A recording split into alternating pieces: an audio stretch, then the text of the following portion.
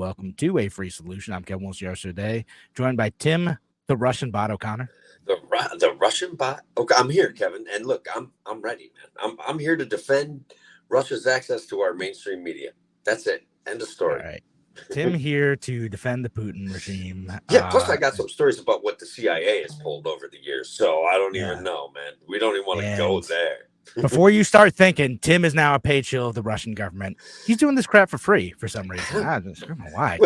By the way, you can help change that out there in Twitter land and Facebook land and Spotify land. Like, you could subscribe. You could, hit the like button. You can share this with friends. Any of those things offer us the tiniest bits of support. Plus your comments tonight while we're live. That's what keeps us going. Heck yeah. Y'all make it fun. So we're going to jump into it, though. We're of course, we're going to talk about the presidential debate. Got to do it. Yeah. Then we're going to talk about the Russian agents in right-wing media. We're going to talk about the Chinese agents in the Hochul administration. We're going to talk about whatever the heck is going on with Eric Adams. Oh, my God, And there's, a few other New York State news pieces that we may get to as well. You got some hometown news, brother. Yeah, there's some Rochester news, too. So we'll talk about everything we can get to while Tim's cell phone still has signal and battery. It's going to be a good time. Yeah. All right, so we're gonna jump right into it. We're gonna go live in about 10 seconds.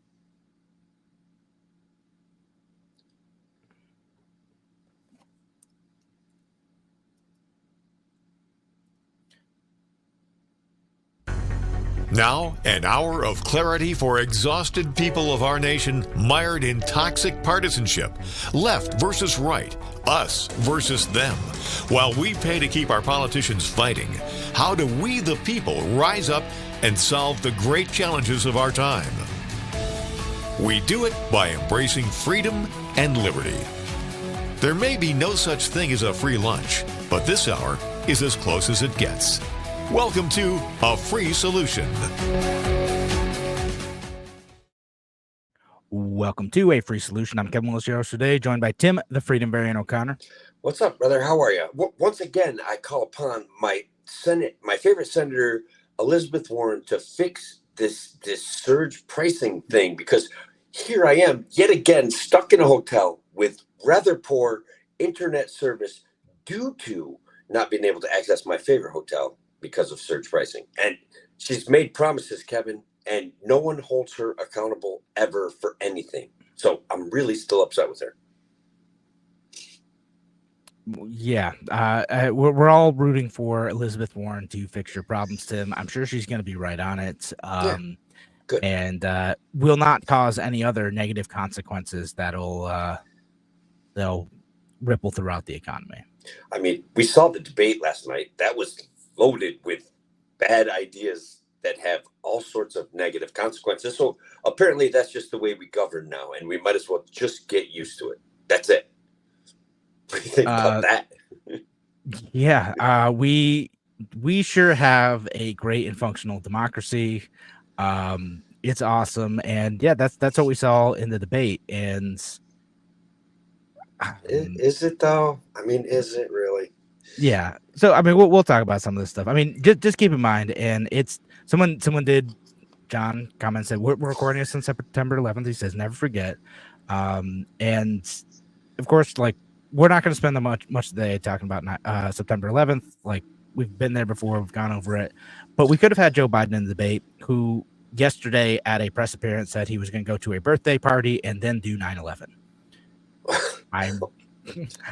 I'm sure he meant attend a 9/11 memorial event. Yeah.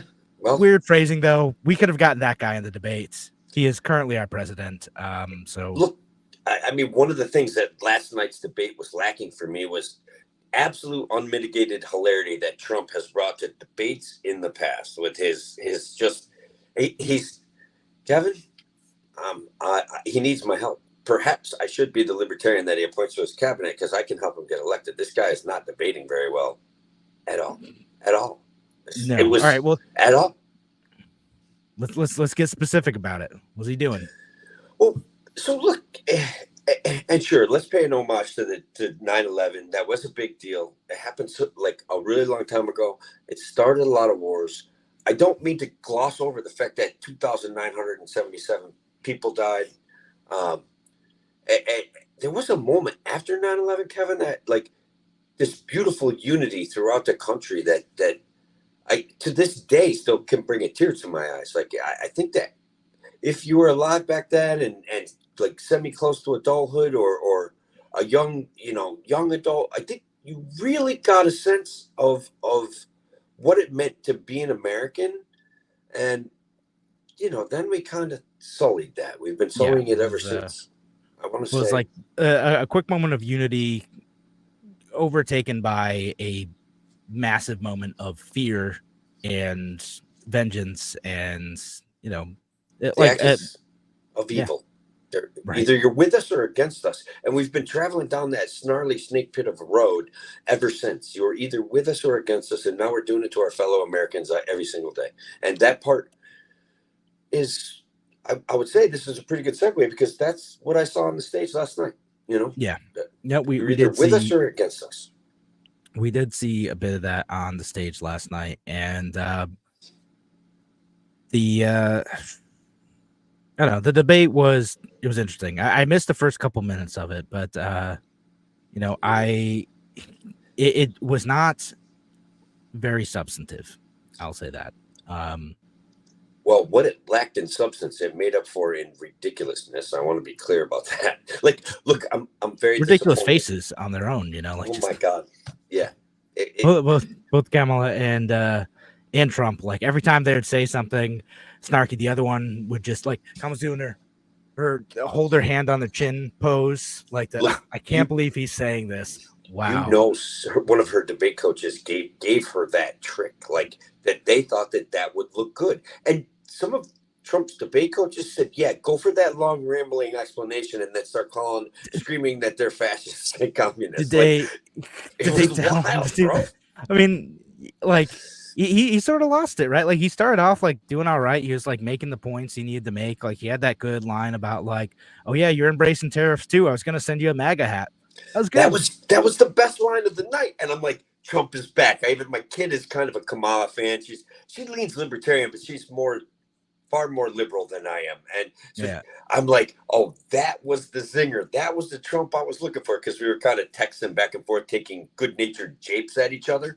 And I'm like, there it is. There's my Trump. And then he went totally off the rails. Off the rails. Well, because, Vice President Harris said something about like how like people are leaving his rallies and stuff, and it got under his skin. And then she kept doing it. She just kept like bugging him.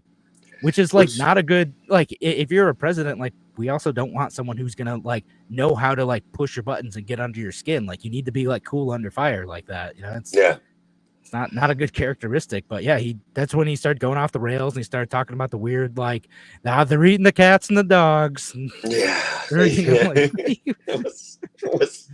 Which, and if you're not familiar by now, like this is a weird like meme that went around with where they're saying like, oh, Haitian immigrants are eating like pets in Springfield. And it was like a story that like kind of got, telephone gamed over time, where like someone had eaten a goose and it's like, oh, it must be all these immigrants who are coming to town, and they're all eating all the pets all the time now. And one person spoke in front of city council, says they're eating all the pets, and then everyone believed this guy, who it wasn't even like really in that area either. So like it's just a bizarre thing to and look, there's a piece of Haitian culture that they're not averse to consuming a cat. They're not averse to consuming a dog.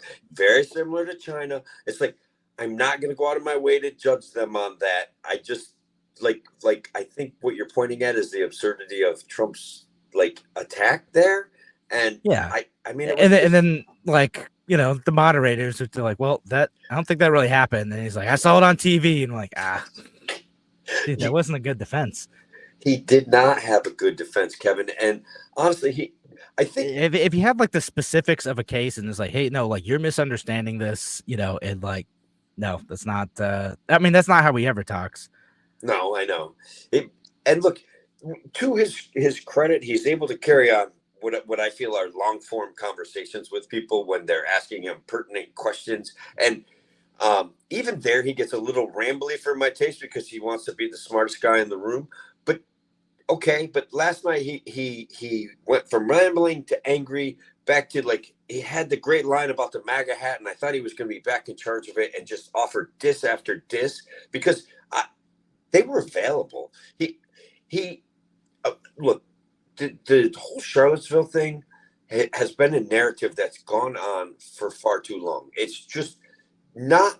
They took something that he said out of context, exaggerated, changed the entire meaning, and it's a very fine people comment. Yes, and it's absurd that the mainstream media still participates in it. And he had an opportunity to slam dunk on the mainstream media, slam dunk on Kamala Harris, and Kamala Harris participated in a lot of what I would call lie-based narratives, repeating lie-based narratives that are inaccurate about Donald Trump. But he wasn't ready to answer those things. It was like, how do you not know this is coming?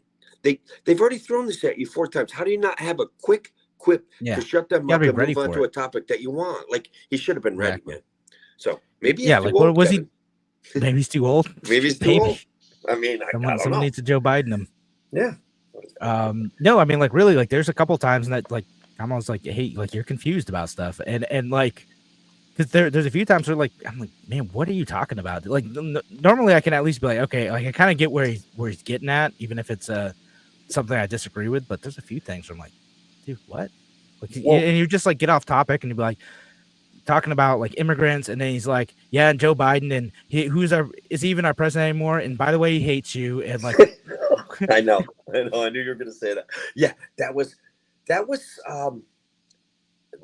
his pushback against her getting under his skin, like that. And look, man, when I listen to Kamala, yeah, and look, I don't want to just jump away from Trump, but when I listen to Kamala, I'm literally terrified. Like, I know that she's lying about taking our guns. I know it. Like, Tim, she looked at the camera and said she wasn't going to take her gun. She says she's a gun owner. Okay, well, right. What, like, a BB gun, it doesn't matter. It's a contextual thing. They lie all the time. I do think that as a whole, the uniparty system offers us nothing but lies constantly. And so when I take a look at what she was saying, I'm just like, A, she's lying. B, she's taking our guns. And C, Tim Walz is a weirdo. Like, that's it. You know what I mean? Like, that.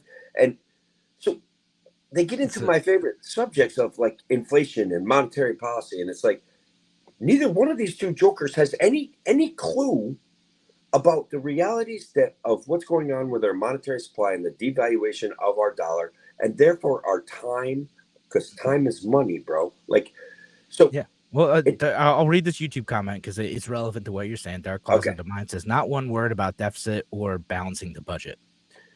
Exactly. Yeah, man. no, just nothing about that. Like, the debt has gone up and up and up and up, and like, you know, barely any discussion of inflation, which is crazy because like that's like a major issue. Like, the economy and inflation are major issues that are affecting everyday Americans. And like, Trump's only solution to is like, oh, we're gonna like he's keep talking about his tariffs, right?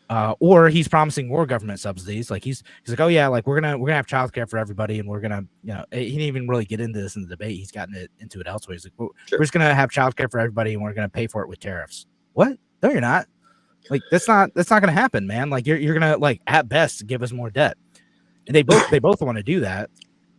Not really thinking through the long-term consequences of that. It was absurd, right? The inflation subject gets kind of broached. Kamala's promising to take it, I think, very seriously, and Trump is like, you guys killed the Nord Stream pipeline, or you killed the Keystone XL pipeline, and prices went through the roof. And look, I'll admit that there's a slight tie-in for inflationary pressure from the expense of fuel, because that is a base piece of our economy that the expenses associated with it cannot be avoided, not by anyone, not in their wildest dreams. Okay, so there's a little piece of that is absolutely accurate. But if neither one of them want to talk about the debt, Kamala's response is like, well, what we're going to do is give $50,000 credits to small businesses to start up, and $25,000 to first-time home buyers. And I'm like, she did mention that. She did all the giveaways, you know, like, okay, yeah, we're going to give all this money to businesses, and like, okay, cool. But like, we're going to give this $50,000 credit to businesses, but if it's too difficult to start a business and people can't get loans because like there's too many hoops to jump through, then it's not going to matter. It's just going to go to people who are probably well connected and understand how to work the system. And, it's really not going to be all that beneficial. Right. And it's going to run, in addition to running up the debt. And distort markets for housing and distort markets. Yeah, the housing thing, huge. Yeah, it's thrifty people will take advantage of people who want to start a business, like by coming up with a package that costs $49,999, and they won't be in business. And those thrifty thieving people will end up with that money. This is a scam. It's a bad idea. And then the end result is that the market for small businesses is distorted already because of regulation. It will be distorted to drag in people that are not prepared to start businesses because of the promise of free government money. And all of that will contribute to the devaluation that they're already killing us with, man. That's true. And here's the cynical part about all this too, is I think there's people on Kamala's team who like understand this, because like they actually have started talking about like occupational license reform, which is fantastic. I am glad that they are talking about that important issue. Not one mention of it during the debate, because during debate she's just talking about here's all the stuff I'm going to give you, right? But like because she has talked about like, okay, we got to do some zoning reform, we've got to do some occupational licensing reform. That stuff is great. I wish I heard more of that during the debate. Mostly it was just like, I promise to give you more stuff, and Donald Trump's like, I'm going to give you more stuff too, but also I'm going to pay for it with tariffs. We're going to pay for it by not punishing the rich. We're going to punish China. Okay, well, that's not how that's going to work. That's not how that works. None of that is how this works. Like this is actually economics 101, Kevin. This is lower level economics, that tariffs raise the cost of all of the goods that people consume that are associated with the tariff. Like, this isn't even rocket science, right? And look, the other thing is that gets lost in this is that all of the taxation gets borne and carried by the middle class and people on fixed incomes. Like, they're the ones that feel the pinches of this. Like, and people on fixed incomes includes poor people, okay? Like, those are the people that feel these burdens of taxation that they can just add to. They feel the burdens of inflation and they don't understand it. So, like, Trump's a big fan of solar panels, so he's got that going for him, which is nice. Well, actually, that was a funny exchange too, because he was complaining about how solar panels don't work, and then he said he's like the biggest fan of solar panels. Well, but I think what he was trying to do there, and because I was laughing so hard, I'm not even sure, but I think he was trying to say these green energy initiatives are mostly bad, the subsidies and stuff like that, and windmills. As being a solar panel guy, I can tell you right now, guys, windmills do not work. But like, that's just a competitive market thing. But then he's like, but I am a big fan of solar panels. And I was like, thank God he said that. Whew. I was like, man, I was terrified that Trump was going to be anti-solar panel, but he came down on the right side of that, you know? Yeah. So he definitely took both sides on that one. Yeah. Oh my God. Yeah. Yeah, no, he had fun. All right, so we got a couple minutes left. I'm gonna name, like, we talked about a few things with Trump. I'm gonna name a couple things. One more thing about Trump that I want to mention is the when they asked him about like what's he gonna do about Obamacare. And that was great. Oh, I have a concept of a plan, bro. You've been 9 years at this. You don't have your talking point down? Come on. But worse than that, he's like, I'm going to conserve Obamacare, like a typical conservative, right? They're going to conserve what the progressive have legislated into law. They've been doing it forever. So he's like, well, until I get my concept done, I will preserve Obamacare. And it's like, John McCain preserved Obamacare. He fought against it until it was that moment where he could have ended Obamacare, and he didn't. And look, healthcare is a growing portion of our GDP. That is, in fact, due to a government that has bastardized the insurance business when it comes to healthcare. Yeah. And there's other metrics, too, that we're failing in healthcare. Like, but anyways, what else you got? There's other funny things that happened, right? No, there's a bunch of other funny things. I'll say, like, the one moment I think is going to work well for Kamala Harris, too, is like, she had that moment where she's responding to Trump on like the race question, which, like, again, I wish they had asked tougher questions of her, actually. Sure. Like, they asked her about like her issue flip-flopping, but that's really it. They could have asked a tougher question, but they asked it, that one, like, hey, like, will you comment on this crappy thing you said, Donald Trump? And he gave not a great answer, but she's just like, started off like word salady, and then eventually got to like what I think was her rehearsed speech, where she's basically like, man, aren't you sick of this? Aren't you sick of like just being mean instead of like talking about good policy and talking about like how we can come together and do stuff? I think most people actually like will agree with that. They're like, man, I'm sick of this too. Now, set aside the fact that she's been part of that division for however long. Well, yeah. Most people ain't paying attention to that though. Like your average normie voter, this is not including our audience, isn't paying attention to that. They just hear that one bit from the debate and you're like, you know what? Yeah, this stuff does stink. It is annoying. I sure wish people would stop being terrible to each other. I think that there's another area where Donald Trump could have hit a mark if he had a succinct, quick answer. But he was too tempted to drag it out. He's just like, I don't care what she identifies as. It's about her hypocrisy and the hypocrisy of identity politics, which is literally destroying our country. Would have been a very simple answer, would have been a very powerful answer, and it would have left that ball in her lap, being that she is an identity politics politician. And so he blew it, man. I'm so mad at him right now. He didn't. Like there's a lot of ways he blew it. And so we are coming up on break, and I think we'll take the break quickly to discuss two other things. I think my actual favorite moment of the debate, and Tim, we'll talk about the Ukraine stuff because I think you'll find that interesting. Okay. But all right, so we're gonna head up the break in just a minute. Of course, if you're listening online or on WISL, appreciate you being here. If you're listening online, leave your comments. We're gonna be back and talk about Russian agents and right-wing media when we come back. I'm here for it. All right. Back here on A Free Solution in just a minute. Talk to you soon. Yeah. Tim, so I was curious what you thought about Trump's Ukraine answers. I know like Kamala Harris is like, we got to stand by our allies and stand up to dictators and, the usual stuff, right? Right. Blah, blah, blah, blah, blah.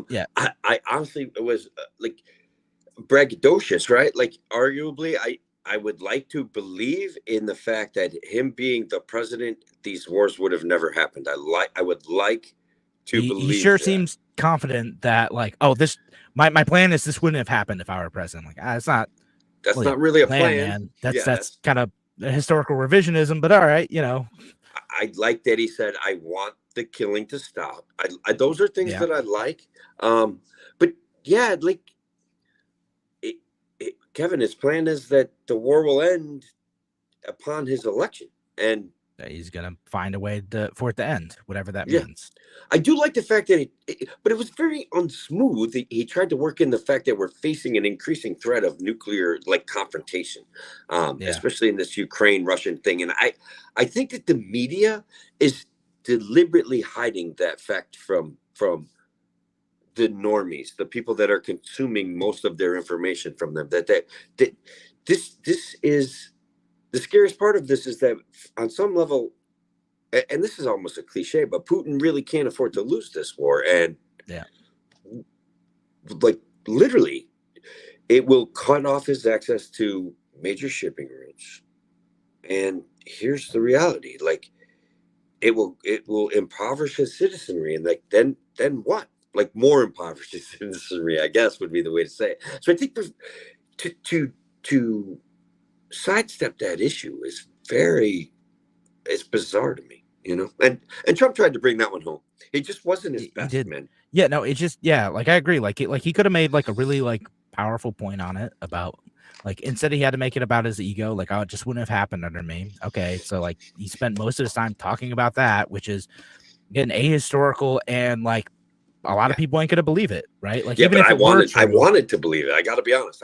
But like, okay, like, so what are you gonna do now? Like, okay, like talk about specifically, like, hey, this is a very, very serious threat to Eastern Europe and to the United States. This is an existential threat. We need to take it seriously. We need to kill and to stop it before things continue to escalate, right? And the Biden administration is going to escalate, and that's going to not only get more people killed, but also like could bring war to the United States as well. Okay, would have been a pretty good answer. Would have been a good answer, but instead he did whatever he did. And then Kamala did the platitude. And I'm like, that's where I'm kind of like, screaming at the TV or a bloodthirsty warmongering freak. Like, this is nuts, you know? And of course, as I mentioned before the show, I was japing back and forth with one of my kids, and I'm like, see, she's a warmonger. She's a warmonger. I told you, you know, like, and you can couch your lust for war in platitudes all you want, but like, it still is war, and there's still people being conscripted to go fight and die for governmental powers. And that drives, that drives me crazy. Like, we don't have to even get into the specifics of my disdain with that, other than that's where it starts, that's where it ends, and I want the killing to stop, just like Donald Trump. Ah, man. Yeah. He's such a disappointment. Yeah. It's all disappointing. But all right, so it is. There's nothing to celebrate out of that. Yeah. Unironically, my favorite moment of the debate was actually a commercial. Okay. There's a Johnsonville commercial that, like, the brats that came on partway, like, before the closing statements, where it's just like, aren't you sick of people being mad on social media? Go have a grill with Johnsonville brats. I'm like, yeah, that's my party. That's I'm just gonna be like grill guy meme. Beer and brats. That is actually pretty good. I missed it because I took that opportunity to run outside and have a cigarette. So so I do got one last comment before we go back.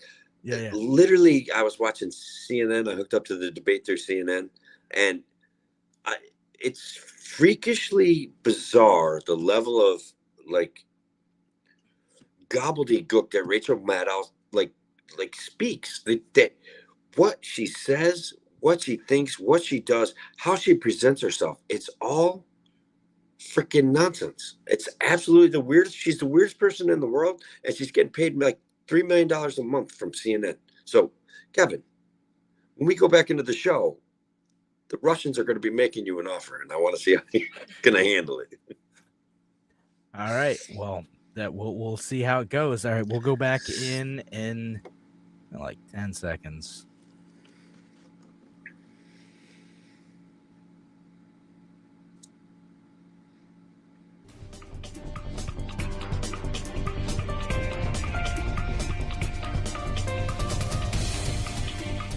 Welcome to A Free Solution. I'm Kevin Wilson today, joined by Tim, the Russian bot O'Connor.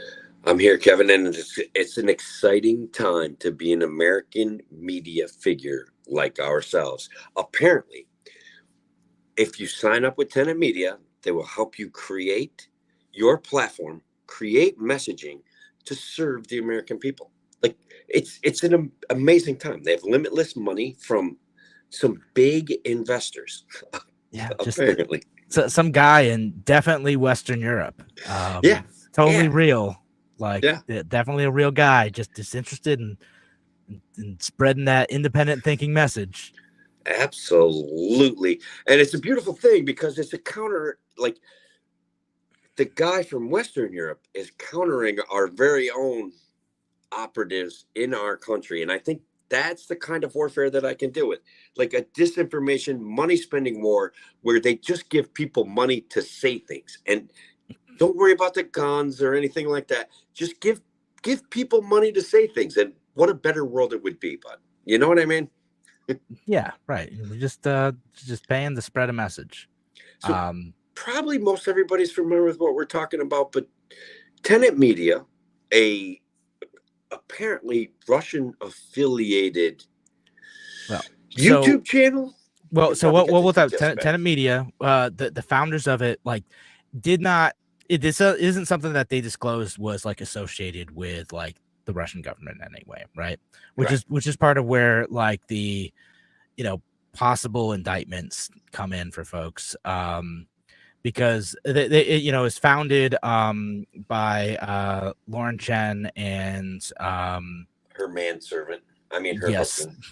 Her husband, and so they founded this as just an independent media organization. It has a lot of, like, well-known figures in kind of, I would say right-wing media now, like Dave Rubin, Tim Pool.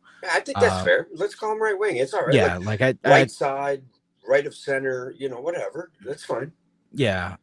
So that's what the company is on the surface, right? And so what some of their investors, though, they brought in like these influencer or these media personalities like Ruben and Poole, and they paid them a lot of money, like $100,000 an episode money, despite that not really making a ton of sense in terms of how many views they're actually bringing in. Like they do well for themselves in terms of like getting views, but not $100,000 per episode. Well, yeah.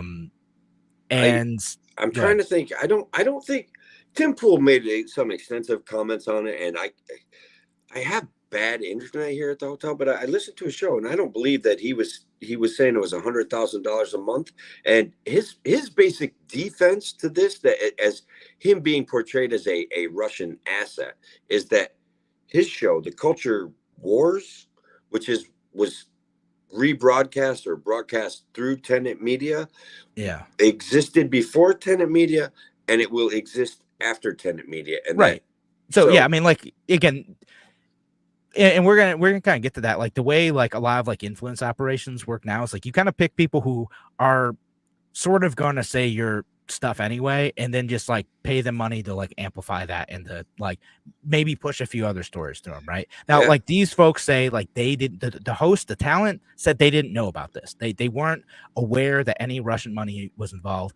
The founders of the company seem to know that it was Russian money. Like there's technically like a Western European investor who is giving them all this money, but like in the indictment they talk about like they have exchanges where like they clearly know like it's someone from Russia that's giving this money, and there's some folks from RT, which is literally a Russian government propaganda like media outlet. Like I mean, like this like isn't CIA sort of. Yeah, like this isn't disparaging. Like this is just like a factual description of what RT is.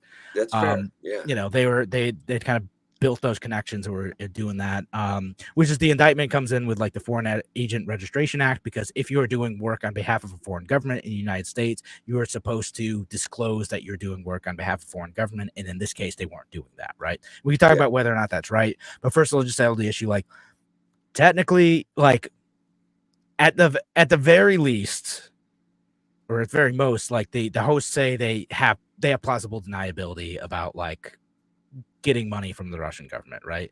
Like there's some like stories that they do. Right. Like they could have like dug a little bit harder and, you know, saw through it like, this is weird that we're getting a bunch of money and like our producers keep telling us to push these like pro-Russian stories.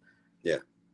Well, so which they did. Like there's evidence of like, hey, we're gonna try to get like in the indictments, like, you know, what's it called, like host one. I forget what the terms they use for it, but we're gonna try to get host one to do this, and you know, this one's gonna be too much, and etc. Right? So they push these stories about like, like maybe the terrorist attack in Russia was Ukraine, and like we're going to like play up stories about how Ukraine is filled with Nazis, and like just different things to try to undermine American support for the Ukrainian war. Again, these are things like a lot of these hosts had these opinions anyway. Correct. Yeah, right? I think that's an important point, that they're like, they could pay me to be like anti like Russian Ukraine war. I'd be glad to talk about it. And you're like, I'm doing that for free now. Don't you feel like a jump, Tim? You're just we have subscribers, Kevin. So anyways, not necessarily, Kevin, I just want you to know that I think you're glossing over a pretty important like subterfuge possibility. Another governmental agency is probably involved in this. I want everyone out there to know that Lauren Chen and her husband Liam Donovan are Canadian nationals, and honestly, like, they're affiliated with Canada, therefore they're affiliated with Justin Trudeau, who is in fact affiliated with the Castros. And so what I'm saying here is this plot is a little bit bigger than we know. And to me, it looks like that the Justice Department is actually being duped here. That's what I want to go with. Well, everyone's eyes are on the Russians. Really, like it's the Canadians and Cubans that they really need to be focusing on. That's the real story. Justin Trudeau taking down right-wing narratives right ahead of the big election, and you know that guy's a communist. Period. Yeah. So, just saying, it's pretty straight line, if you ask me. I Yeah. mean, just straightish line that kind of travels in circles. Yes, no, There's connections. I do think it's pretty interesting that the timing of this, these things have been going on for a while. Yeah. It's around the time of the election that reinforced the narrative. The Russians are trying to interfere with the election again, which it's to me like that's a bit of a They stress. probably Like, are. maybe like they are like, but here's like my consistent through line on this is like you knowingly taking money to spread government propaganda is bad. And if you're doing that, like you deserve lots of criticism, especially if it's coming from the Russian government, but really any government. Oh, that's fair. Yeah, that's actually like pretty fair criticism. I think that's not a good thing to do. And I don't agree with a lot of the stories that it's saying. That said, we live in a country where we have free speech. And if we are going to live in a constitutional republic, and if we expect people to have responsibility and discernment in exercising their liberty, we have to allow disagreeable speech to thrive, even like disagreeable speech coming from foreign nations. Like it fundamentally doesn't bother me that much that like governments are trying to come in and change our opinions on stuff, because lots of people are trying to change our opinions. Americans have stupid opinions that they're trying to get me to believe too. And like I don't have to believe it. I have to decide whether or not that's a bad idea. I get to decide like Donald Trump rambling about tariffs is a bad idea, and I'm just not going to buy into it. Like I'm not beholden to whatever he says, nor am I beholden to what Kamala Harris says, or the Russian government, or the Chinese government, or whoever. Like we have to decide for ourselves. That's what free speech is all about. So yeah, like if we as a country can't handle like Tim Pool like complaining about the war in Ukraine, like what are we even doing with our Constitution now? Like, what are we even doing here? No, we can handle it. It's fine. Just like tell him he's wrong if you think he's wrong. I do love that you're taking on the sensitive nature of the breathlessness that's going on in our world right now, Kevin, where every single thing is this massive outrage and is an excuse for people to take a look at like putting their sticky governmental controls over the First Amendment further and deeper into it. Like every single day they're talking about the First Amendment isn't absolute. Like we should do it like France does. And like, could you imagine like we somehow you and I managed to not get banned during that time of like when we were speaking out against the lockdowns and speaking out against mandates. And so somehow we escaped that. Other people didn't, but we've managed to be pretty uncensored. And I think that's pretty good. I think it's a testament to the First Amendment. And I think that I like how you're making fun of people that are so soft that they can't handle the fact that there are other countries in here trying to buy influence with speech. I think that's okay. I don't like it when they buy access to the budgeting process of the U.S. House of Representatives. There's certainly levels of corruption that exist, and you know we'll talk about that in the next segment too, with the stuff that's happening in Governor Hochul's office. Actually, because that's where like that's a different line to me. Is like if you are taking bribes and gifts in order to change policy directly, like you are in a position to be a policy decider and you're taking bribes to do that, that's different than we're gonna pay some dude to like repeat our opinion, and then people have to decide if they buy into that opinion, right? Like Correct. Again, like you know, I think that like I have no idea. Tucker Carlson might just have bad takes on Russian grocery stores. Like it might just be an opinion he has, and we get to decide if that's something we agree with or don't agree with. Even if I found out later he got paid, it wouldn't change it. I still thought it was a dumb opinion. And again, like we have to expect like a certain level of responsibility and discernment among American citizens, and trust too. We can't just say, well, this stuff is scary and they have ulterior motives and like we've just got to shut it down. And I'm like, nope. We have to like, if you disagree with it, you just got to fight with it. We're all on the same battlefield here. Just like talk through it. That's what free speech is about. I love it, and that's what it should be about. How much time do we have left, Kevin? 3 minutes. 3 minutes. Okay, so look, you and I had to talk about that GARM issue where Elon Musk sued them right out of existence, and they just disappeared crawled back under the rock that they snuck out from under. Right. But hang on, I want to talk to you about that a little bit, because has been alleged that they were doing was actually manipulating the algorithm so that a neo-Nazi's post, for example, would become so popular that the algorithm would then be triggered to show some sort of advertisement from Disney or something like that. So Right. that's what's being alleged. And I think that they by dissolving themselves, they get to avoid a certain amount of discovery as to what's going on. Because what I'm seeing on Twitter, and it drives me crazy, is that inane emotional commentary is getting hundreds of thousands of likes. And I'm picturing like 4 guys with 700 cell phones going, yeah, let's get this going because the DNC pays us. What do you think about that? I mean, maybe you're making a bold claim. I think that needs a lot of evidence to support it. No, it doesn't.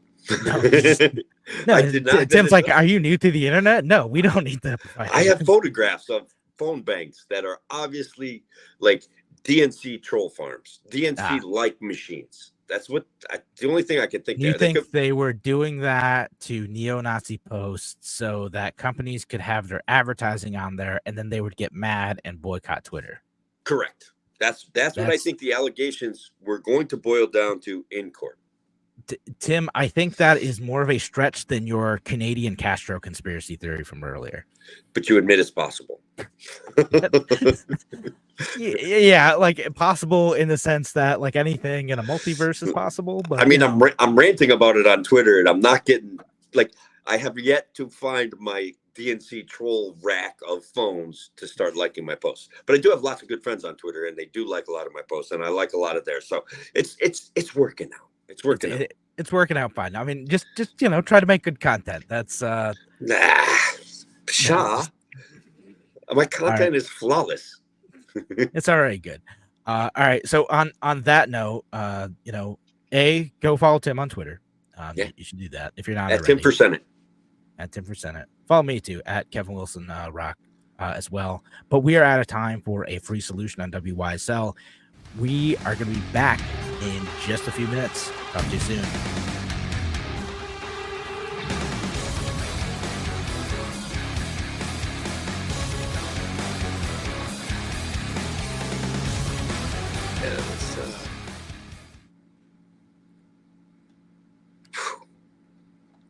Yeah. Man, that Linda Sun deal. Holy cow. Yeah, I know.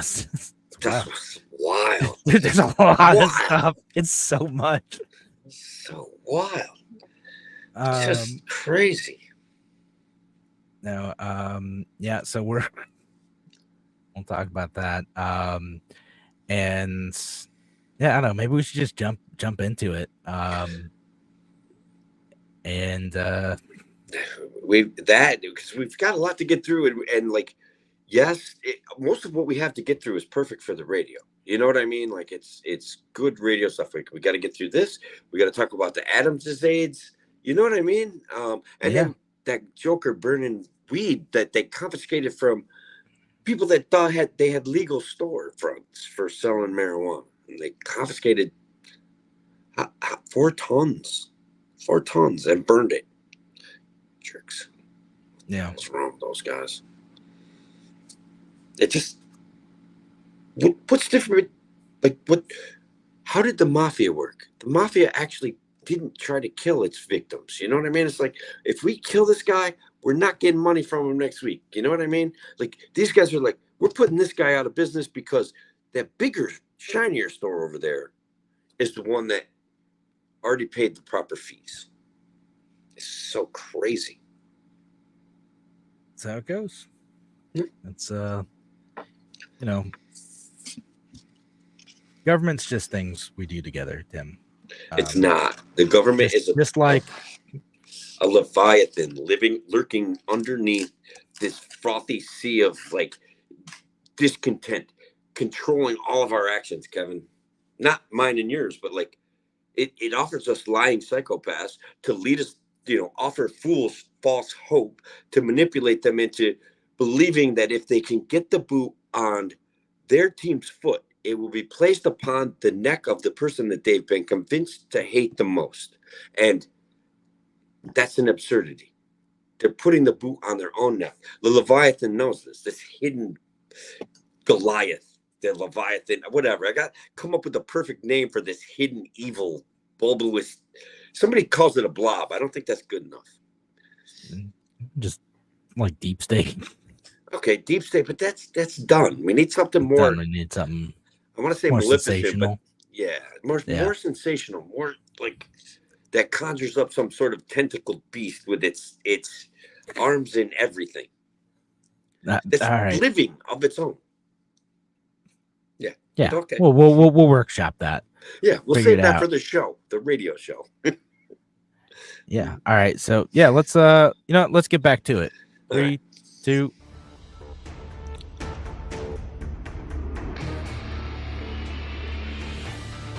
Welcome back to A Free Solution. I'm Kevin Wilson, your host today, joined by Tim, the Freedom Bearing O'Connor. Yeah, back to the Freedom Bearer. I'm done being a Russian bot. I mean, unless we negotiate a fair price for this. But yeah, Kevin, like you and I have often talked about just how corrupt New York State appears to be in some of the decisions that get made. We're finally getting to see some the FBI, the enforcement agencies getting involved in New York State politics. We knew it was going to happen. We knew it, right? Yeah, sure are. Let's talk about the state level one first. Right. Someone who was in Hochul's office. I think she was like a deputy chief of staff or something. Also served in the Cuomo administration as well. Yeah. Linda Sun was getting paid quite well, her and her husband both, allegedly, for doing work on behalf of the Chinese government and the Chinese Communist Party. Allegedly doing things like trying to squash deals with Taiwanese companies, etc., with New York State. She also attended a bunch of party functions in China too, which is should have been a red flag, literally. But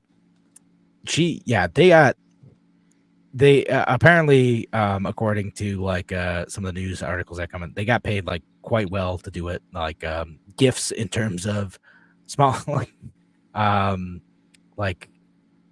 mansions, ocean view condominiums in Honolulu, new Ferraris, salted ducks, I guess.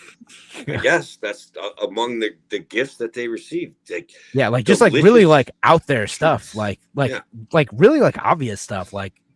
Again, things if you see someone who's a government aide, all right, they're probably doing all right, but not that well. Most of the time, right? If someone's doing that well, you're thinking all right, they're smuggling gold bars from someone. I know that's Senator Menendez, but I just love bringing it up. It's good. So funny. It's terrible. It's so funny. Yeah. But really and again tickets to shows and ballets and sporting events and all sorts of things. To do work on behalf of the Chinese government. And I talked about this. I think doing something like this is fundamentally different from paying someone to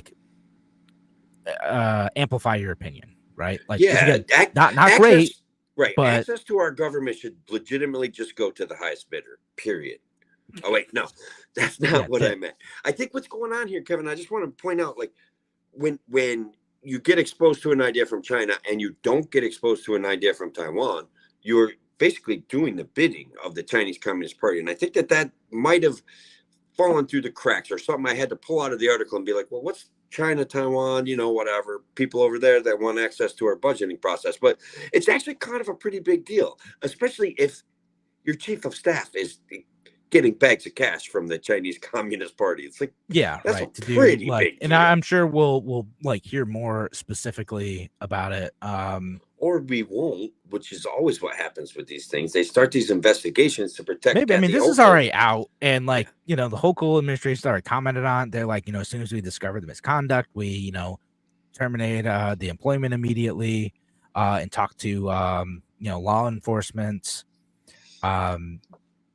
Didn't say why, didn't say what had happened, but I mean, I think this is going to be one of those one of those moments where the government could say, like, look, see, like, this is why we need all this investigatory power, and look how good we're doing. We got a big one here. Like, again, not that it isn't real, but like, I think this is a moment they're choosing to be like, look, we got one. Look how good we are. Look how dangerous these foreign agents are. We fixed corruption. Pat us on the back. We got the corruption in New York State. Problem solved, folks. Well, and to be fair, and to segue on to our next success story, the FBI has cracked down on the upper echelons of New York City Mayor Eric Adams' administration this week, executing raids on several top city officials, seizing the cell phones of at least one other senior advisor. Something's going on. They are kind of taking shots at Tammany Hall right now. So it's very interesting. Yeah. I don't get the same sense that, like, so as a joke, I say that they arrest this person to protect Kathy Hochul. I always do get a sense of that when I'm dealing with the government. I want to be perfectly honest. But when it comes to Eric Adams, I don't get that same sense. I feel like this guy's on the chopping block. I think he's in trouble. I think the Leviathan is rejecting him. Yeah, I mean, could be. Well, are you going to start supporting him now, Tim? That honestly, I can't, because our next story about him is going to be just how absurd he is and how he deserves no support from anyone. But yes. Go ahead. Just because I'll say my normal thing. Just because the government is going after someone does not necessarily mean they're doing the right thing either. No, I sometimes it's just bad people fighting bad people. Like that's which the Leviathan or the Kraken or the hidden beast wants. That's what they want. It's entertainment for them. Right. It's just, or legitimately, like there could be stuff there that is bad. It's corrupt, and we'll see where it ends up. I haven't fully caught up on the Eric Adams thing, like, because it's weird. It hasn't really made much national news. Like despite the fact that like there is like a massive investigation going on with like arrests being made and like offices being raided and all this stuff. But it hasn't really picked up all that much steam outside of like downstate. Imagine that, like just imagine that this is very newsworthy. This is evidence of corruption endemic to our system in New York State, and it doesn't make national news. Another thing that should have made national news about Mayor Eric Adams. All right, New York City Mayor Eric Adams and New York City Sheriff Anthony Miranda have gone out of their way to make a very public display of burning seized cannabis product under the Operation Padlock to Protect. Padlock to Protect. Wow. Hooray. Hooray, Kevin. So basically, Operation Padlock to Protect is, as you and I have talked about on several other shows, a lot of people got involved in the cannabis business, the marijuana sales business in the in New York City, in New York State, based on the changes to the law. They had a regulatory hurdle to jump through that almost no one was able to get a license, because every time they were prepared to issue licenses, they got sued because the licenses were so restrictive that they were actually unconstitutional. They forbid commerce, interstate commerce. They were discriminatory in bizarre ways that made things upside down. So all these people, made all of these investments in these cannabis shops, and some of them just said, well, you know what I'm doing? I'm selling some weed. That's it. And as we've also seen all over upstate New York, and now apparently in New York City, the thugs are coming and kicking in the doors and taking the product out and burning it in the streets. Right back to where we were when people were paranoid about prohibition marijuana. Anyway. Yeah. Like I can remember back in the 70s, cops would be like, they'd have their like old Jeep CJ 10s or whatever, and they'd be like, hey, look at these pounds of weed that we found, and they'd like have this big smoke screen going up behind them where they're like, we just harvested 1,000 plants and we're burning it so that people can't, out in the middle of a forest preserve or a New York State land, they'd find these little weed farms and they'd just take them and burn them right to shreds, and they'd make big news out of it back then. Yeah. So and nothing's really changed apparently. No. Well, the thing that's changed is that a handful of people get to do it legally. Correct. Sorry, I forgot about that part. A handful of people get to sell it, but the other people, including some who, like the state said, like, yeah, go ahead and make all these investments. Like now, some can't sell it legally after they've invested all this stuff or, built stores or cultivated land, and the government's still just getting in their way, making it difficult for, Yeah. What's the difference between our government in New York State and the mafia? The mafia was nicer to people. like the mafia was actually nicer to people. It was a parasite that didn't kill its host. Like, I want to be clear. And make no mistake about it, guys, that mafia power has transitioned right into Tammany Hall never went away anyway. But yeah, I mean, I don't know that I'd go as far as you on that, but yeah, it's I'd say criminal organizations aren't necessarily pretending that they have your best interests in mind. Governments will do that. Right? They will be like, no, we're doing this because like it's for your own good, and really we're helping you. And like the difference between you and I is like a lot of times I think they believe that. Yeah. They think they're helping people, which makes it like, again, to me that makes it worse. Like, oh no, we're the heroes here. We're doing good. Like, so they get to sleep soundly at night while like destroying businesses and lives. We share the level of animosity for this bizarreness that we see coming out of them, but we get there from different angles. Yeah, we have like just different approaches. Like that, ultimately, we come to the same conclusions. Like these people are terrible, and like we should like not have them anywhere near power. Right. Yeah, you just assume like they know they're doing bad, and like that's why they're doing it. And I'm like, no, they think they're the heroes, and they think they're fixing everything, but actually they're making everyone miserable and making our lives worse. Yeah. I mean, so are they delusional or malicious? We'll keep having that fight. Yeah, we will. And it's actually fun to have that fight because we can all each point at like certain specific instances of like, okay, so explain to me what they could possibly be thinking is good about the operation to padlock, taking people out of business. Like, this is obviously just a protection racket for the people that have gotten the proper licensing. Like, what virtue do they gain from this? So if I am to believe them at their word, and I don't know that I would in this case, but if I'm going to believe them at their word, it's that they are trying to make sure that they are collecting tax revenue from this, which I know that's not much better for you, but also that they're protecting the quality of the products, and that they are not engaging in other illicit activities that used to be associated with illegal drug trade. Like that's kind of their stated reason for doing stuff. Now, again, whether or not that is, can I ask about, like, for an analogy, like, would you say they're protecting the quality of the marijuana supply like the FDA has protected the quality of the food supply? That's the attempt. That's what they think they're doing, and I think there are a bunch of people who think they're doing that, but they're doing it, not very effectively at all. Oh man, so I did want to like drop one local news story before we close the WSL, which is that the New York State government, Hochul, came into Rochester the other day and is committing state troopers and funds to the city of Rochester. And I know a bunch of people, like, part of this is in response to like a bunch of car thefts that have continued to happen, violence that's continued to happen. Like, no kidding, one of my coworkers during a client meeting had her car stolen. Oh my God. Which is crazy, like with the like the work laptop and everything in it. It's terrible, but so like it's a problem. I get it, but what they're gonna do is they're gonna have $39 million to Rochester, and a lot of it's going towards surveillance technology. That's awesome. So it's gonna go towards drones. So some of it's going to Rochester City Police, some of it's going to the Monroe County Sheriffs.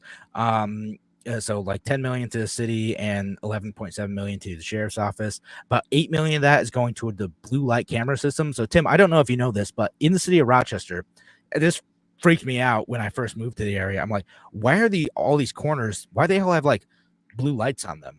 Like, it's weird. And they're cameras. There's cameras everywhere. Big Brother's watching you in Rochester. The Panopticon won't build itself, brother. It is. I'm like literally, like, that's what it is. And like I can intellectually understand the argument. Oh, like, violence takes place in these areas and we want to catch people. I'm like, but yet it's still pretty violent. The closure rate isn't high enough on like these incidences of violence, the assaults, the murders. and you're building the surveillance state literally everywhere, and it makes some people feel like warm and secure. It does not. It creeps me out. Like, I don't like the thought of the government watching me all the time. Like, it's weird. It's awful. It's a violation of our Fourth Amendment. It is. And what kind of voyeur wants to be watching people all the time? Like, they pay somebody to watch those things all the time, and plus it's probably being recorded, right? Yeah. There's I don't know, like, but that's my understanding is they record stuff, so like if something happens they can go check it out later. I don't know how long they keep it around for. Do you know who pays for that stuff? Who invests in that? I mean, the CIA. Taxpayers? CIA. No, the probably, CIA. yeah. InQtel. Still taxpayers, Tim. Yeah. The InQtel program is behind all of these data mining, video mining kind of agencies. Geophedia, Pathar, Transvoyant. That name doesn't scare me at all. It's weird, but they're very interested in collecting all of this data, Kevin. Yeah. Maybe it could be something like that. But on that note, though, we are starting to run out of time for a free solution. And I'll just say to folks listening on WYSL, go find our podcast. Go listen to us. We often talk in between segments. We often talk after the show. If you like what we're saying, you're having fun listening, come check us out. Subscribe to our podcast. Find us on Spotify. We'd love to have you. On that note, though, we are going to call it a night for the radio show. Thanks again for listening, and have a great night, folks. Take care.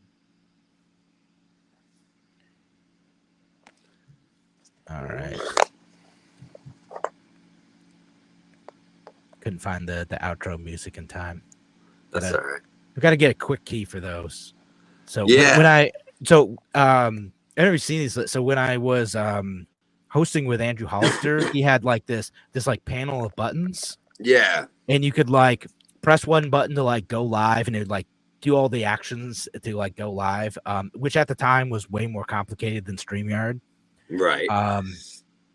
And then there's another button that would play like different like music and sounds and stuff. It's pretty cool. Yeah, that is pretty cool. Sean Hannon, our buddy, has something like that. Yeah. He's got a bunch of collection of sounds on the soundboard. I was gonna drive up to Syracuse and like do a live broadcast from his lair. He actually has like a broadcast studio. But unfortunately it just didn't work out. No, bummer. So, yeah. Maybe in the future, but it's that time of year where work is crazy. There's crime is everywhere though, Kevin. Someone stole my ladder the other day. I can't even believe it. Yeah, it's wrong. It's an injustice. So, man. So, sorry to like sidetrack this a little bit. Because I don't know if you got these recordings from Matthew, but like, did you get the AI songs that he made for us, Tim? All right, so we had Matthew, who's a listener on the show, make some AI generated songs for us, and I was trying to get them to like get into our StreamYard before the show, and I could not get it. So I'm gonna have to find a different way to play them for next week because I want to play them on the radio show. But like, if you're listening, again, I really do appreciate it. I did want to get this on the show, but like I just couldn't figure out how to like get it in a format that was gonna like be effective for us to listen to. Oh no, we'll do it next week though, for sure. Yeah. Oh yeah, I did try to track down my campaign song. I remember you and I got talking about that. That my buddy, oh my God, his name's slipping out of my head. Hot Vent.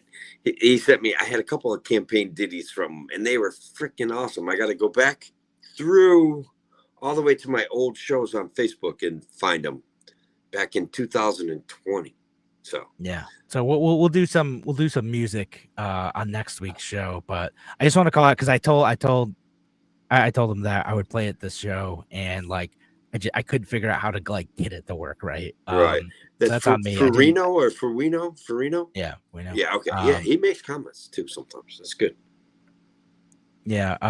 So yeah, we'll get those. There's a great rock song and country song. It's a lot of fun. Perfect. I love it. All right. So look, I know we normally kind of go for a little while, but did we cover everything? Because what's happening right now is my ears hurt from the earpods. Yeah, it's fair. I never wear earpods, so that's fair. It's a long time to wear those. No, we'll call it a night since you're on your phone. I guess we'll give you a break for now, Tim. All right, brother. Hopefully we covered everything. We probably missed something on this list of. I think we did a good job though. Kept it fast paced. I had a blast. But thanks for all the comments, folks. Appreciate you, and have a great night. Take care.